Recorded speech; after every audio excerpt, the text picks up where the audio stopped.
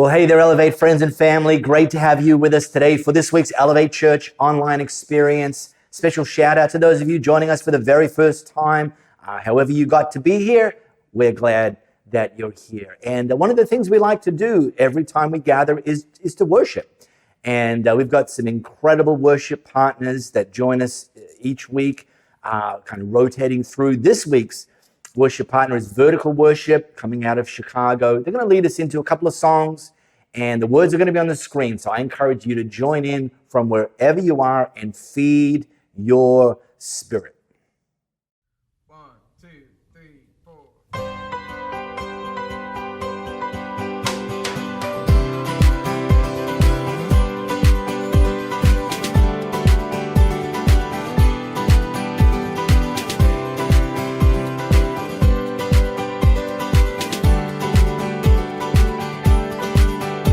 Our praise awaits you with the dawn. Our souls awake to you and lift a song.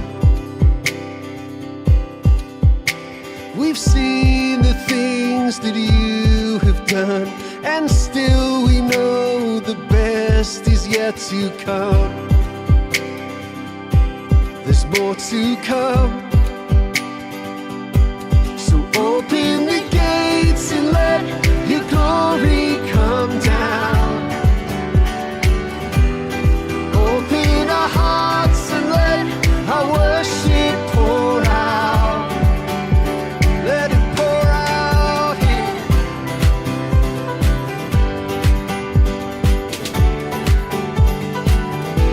Yes, let it pour out.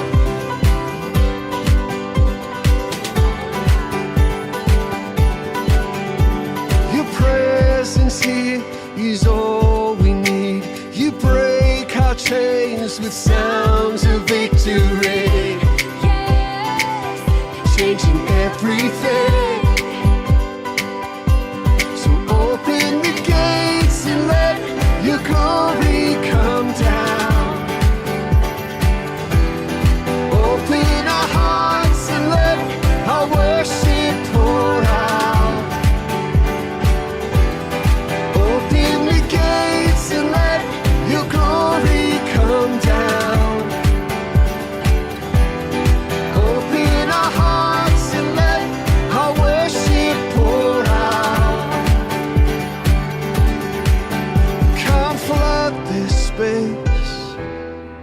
No one else could take your place. Come have your way. No one else could take your place. Come flood this space. No one else could take your place. Come have your way. No one else could take your place. Open the gates and let your glory come down. Open our hearts and let our worship pour out. Yes, open the gates and let your glory come down. And open our hearts and let our worship pour out. Yes, God, let it pour out.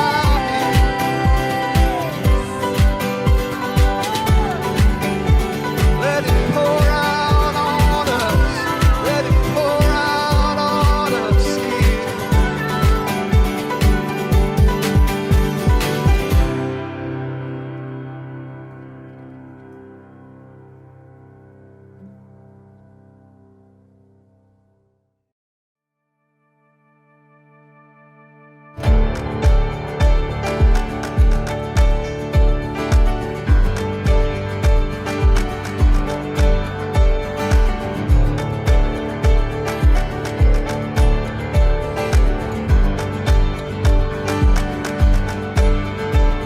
We waited for this day.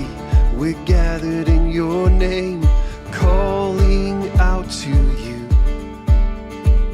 Your glory like a fire, awakening desire, will burn our hearts with truth. You're the reason we're here. You're the reason we're singing. Open up the heavens, we want to see you. Open up the floodgates, a mighty river flowing from your heart and filling every part of our praise. Your presence in this place, your glory on our face. We're looking to the skies, descending like a cloud. You're standing with us now, so Lord, unveil our eyes. You're the reason we're here. Yes, you're the reason we're singing. Open up the heavens, we want to see you. Open up the floodgates, the mighty river flowing from your heart and filling every part of our praise. Yes, open up the heavens, we want to see you. Open up the floodgates, the mighty river flowing from your heart, filling every part of our praise. Oh, your glory, Lord, show us your glory, and show us your power, and show us your glory, Lord. Come like the rain, come flood this place, flood this place. Show us your glory, and show us your power. Show us your power, show us your glory, Lord. Yes, open up the heavens, we want to see you. Open up the floodgates, a mighty river flowing from your heart and filling every part of our praise. Yes, open up the heavens, we want to see you. Open up the floodgates, a mighty river flowing from your heart, filling every part of our praise.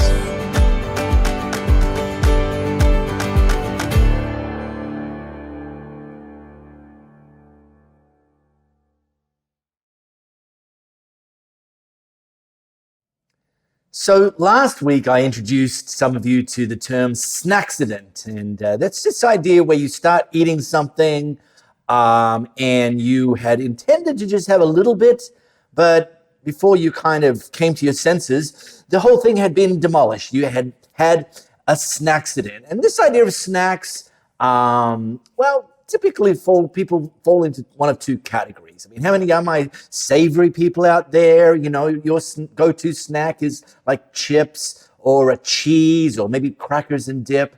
Then there's the sweets people. You know who you are: chocolate, ice cream, biscuits, chocolate. Did I say chocolate? Some of you thinking, oh, I'm gonna just step away for a minute and get myself some chocolate.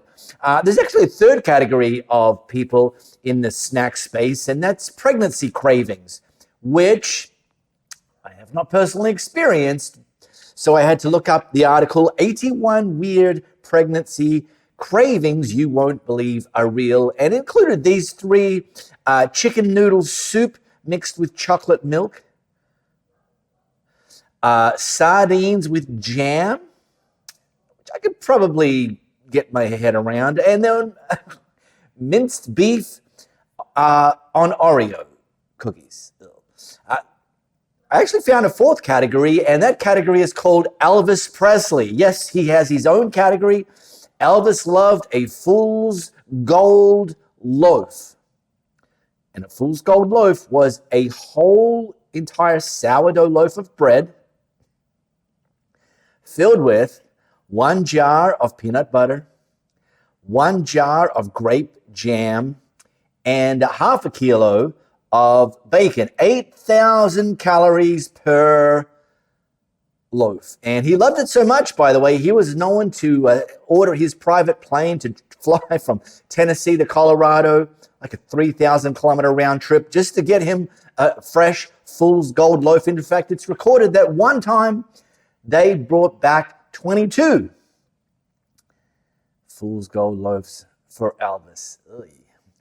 But look, as human beings, it's not just food that we crave. We crave friendship, we crave love, we crave meaning and purpose, which, those sort of things fall into the category of desires of the heart, which sounds amazing, except when you realize and maybe even remember, our heart can get us into trouble. Sometimes this idea of just follow your heart can persuade us to make some pretty poor decisions, bad love, addictive habits, wasteful distractions. And today I want to really drill into the truth that happiness doesn't ultimately come from external things, your next purchase, your next holiday, your next relationship, that actually happiness is an inside job. And it comes when we direct the focus of our heart to God and put him to practice what matters most to him, to make what matters most to God matter most to us, be our top priorities. And when we do that, our good God then fills our lives with good things that cause us to be surprised by happiness, which is the title of the series that we launched last week. And we're starting in on what's become known as the Sermon on the Mount. This is kind of like Jesus' longest sermon, and big brain Bible people seem to think that was kind of his go-to sermon, that he would kind of drop this in all of the locations as he traveled around. So let's get back into that today. You can grab your smartphone, scan this flow code. It's going to take you to Matthew chapter 5, where Matthew begins to record Jesus' Sermon on the Mount. And Matthew starts recording Jesus as launching the Sermon on the Mount with what we now call the Beatitudes. And that's not a word we use outside of church. I get it. It's a Latin word. It just means bliss or happy. And Jesus actually dropped 9 clues which point to how we can experience more bliss, more blessing, more happiness in our lives. And I think, and I was talking about this with one of our Elevate groups last night, I think that it's not a coincidence that Jesus began his famous Sermon on the Mount with talking about bliss, blessings, happiness, because let's face it, I think that's what a lot of us, maybe even all of us, would like to experience more of. And probably Jesus knew that the audiences and the crowds that were gathered to hear him preach felt exactly the same way. So last week, we talked about the first 3 of the Beatitudes, where Jesus talked about we're blessed when we're poor in spirit. That hopefully leads us to an awareness for the need of God in our lives and more dependence on him.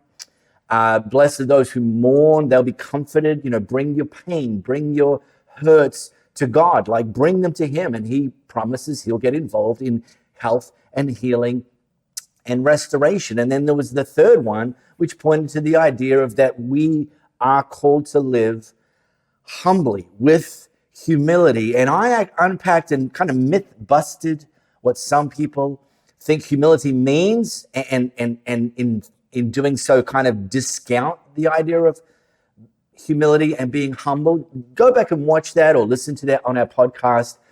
It's a game changer when you actually understand what Jesus was referring to when he suggested that we're blessed when we live with humility. But it's kind of a counterintuitive pathway. And some of what I want to cover today, I'm going to cover 4 more of Jesus' 9 Beatitudes. They are also sort of a little bit counterintuitive. All right, so here we go. Picking it up in verse 6, Jesus continued, God blesses those who hunger and thirst for justice, for they will be satisfied. God blesses those who are merciful, for they'll also be shown mercy.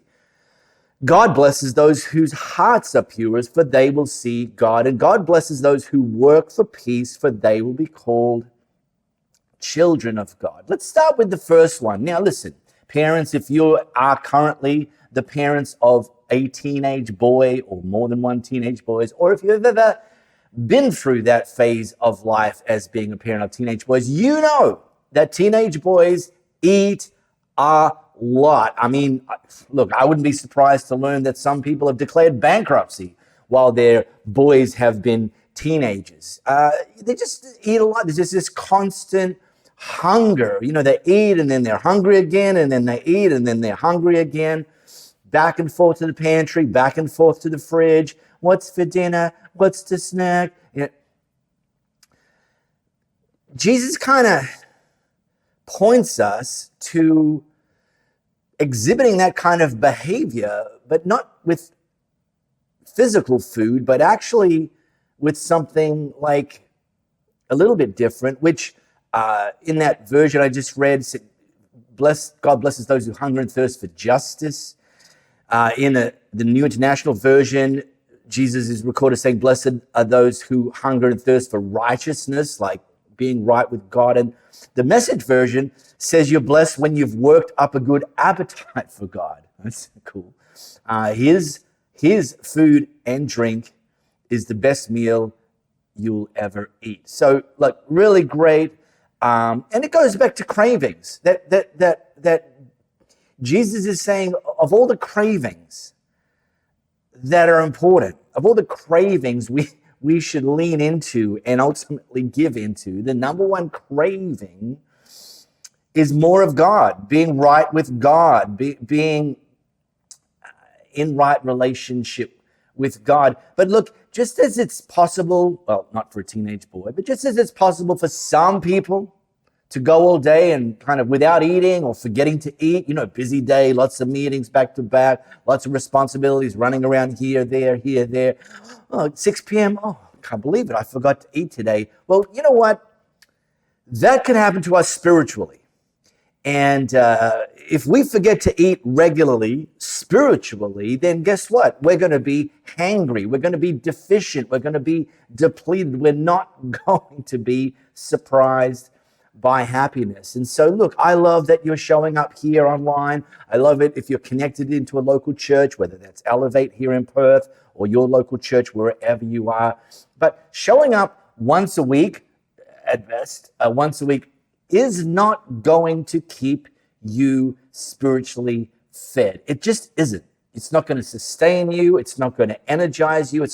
It'll get you through Monday. It'll get you through Tuesday. But by Wednesday, you're spiritually hangry. So we need to be leaning into this spiritual appetite and the craving and giving into that and regularly reading our Bible, regularly listening to worship music, regularly praying, and regularly connecting with other Jesus followers on the journey, whether that's in an Elevate group here in Perth, or you've got a small circle of friends that you meet up with for coffee and you talk about God and the things that matter to him. All of these things come out of Jesus' clue in verse 6. Then Jesus rolls over, God blesses those who are merciful, for they'll be shown mercy. Message version, you're blessed when you care.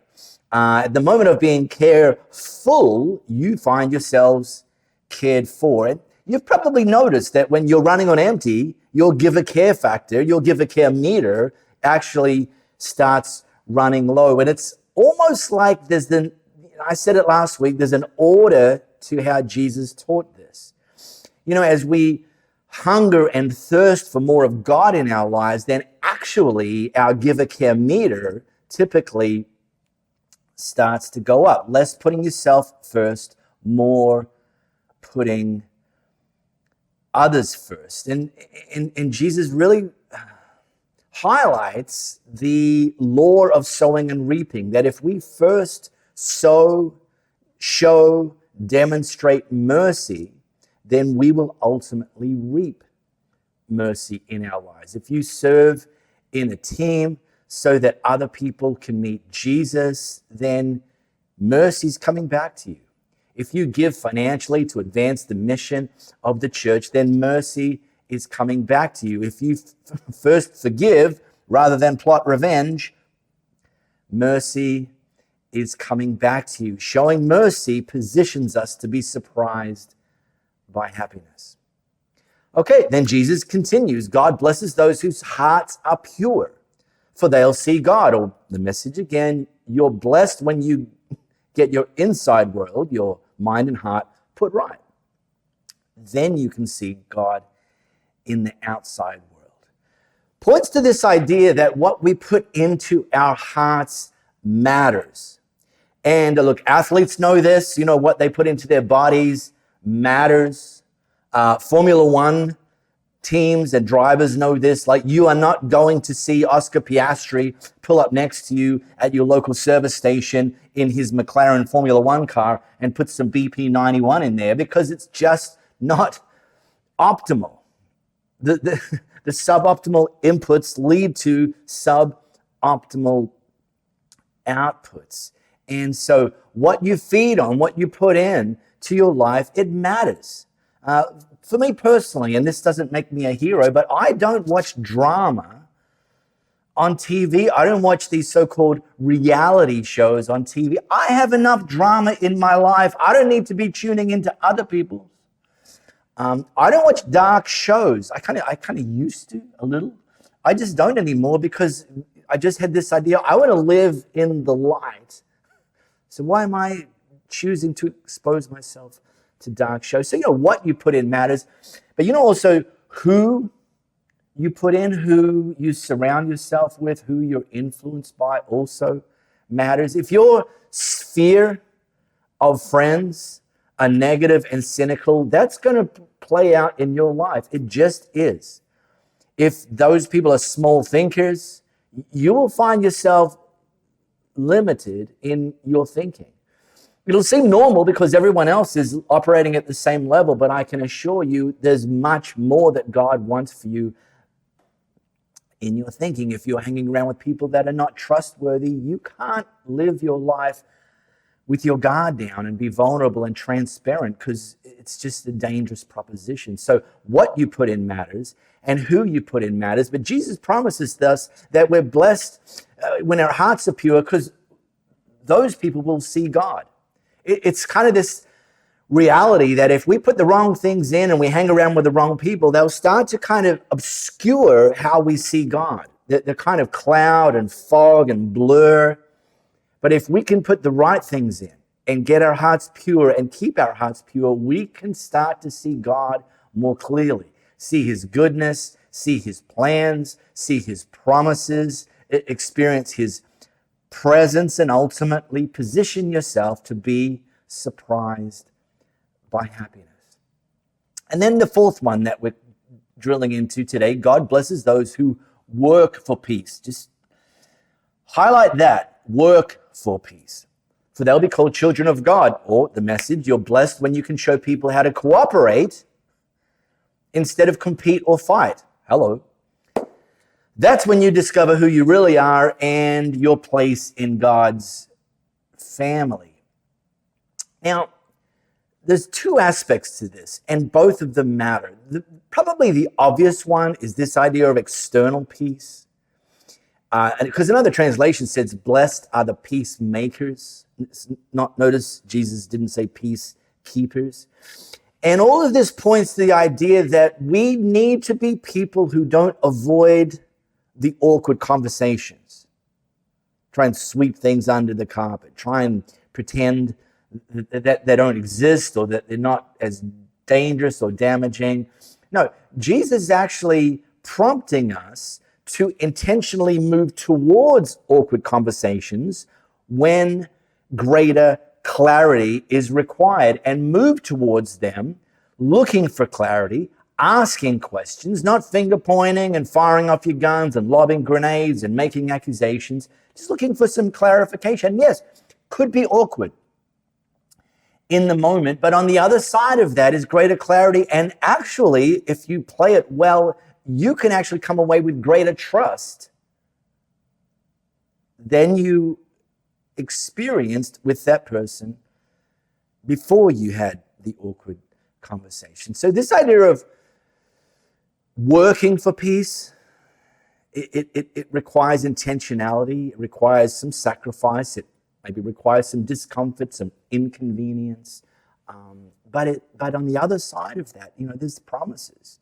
You'll be called children of God. That's when you discover who you really are, your place in God's family, because God calls his family to be united, to love one another, not to fight, not to be accusing and mistrusting. And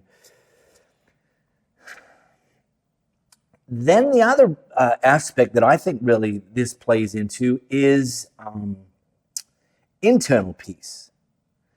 That some of the stuff that wrecks us and ruins us and kind of eats us from the inside out, we need to work for peace internally as well. And we've taught about this. Here's 2 graphics on 2 series, which you can go back on our podcast and listen to these messages. The first series was called Don't Take the Bait, and you'll see an image there of a trap, a bear trap. It's illegal to use them these days, thank goodness. But the metaphor matters, that there's bait that the enemy sets inside the trap. It's the offense, the thing that person said, the thing that person did. And whilst it exists, you don't have to grab a hold of it. And the warning is, if you do, guess what?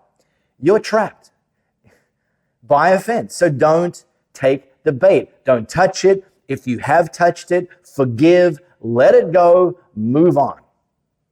And the second series we taught around the exact same topic was called No Offense. And just warning us that if we take offense and live with offense, Paul says that the root of bitterness starts to actually take place in our hearts and in our lives.